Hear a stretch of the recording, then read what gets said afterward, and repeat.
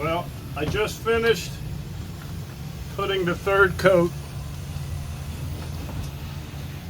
on Mr. Buddha. Check it out.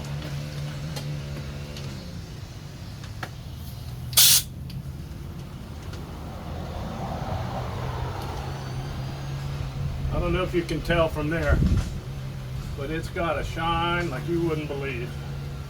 Let me spin it slowly. It looks deep, deep. Got 3 coats of urethane clear coat. Not bad. This has been a 3.5 week project. Restoration, 2 coats of primer, 3 coats of acrylic, and 3 coats of clear coat. It's a lot of coats. Anyway, it'll take about 3 hours to dry, and then I can take it down my temporary paint booth. Man, it's nice. I'm very happy with it.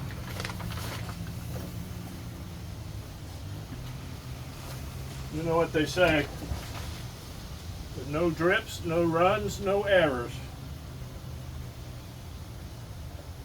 Very nice. All right, I hope you guys like it. Hit the like button and subscribe if you can.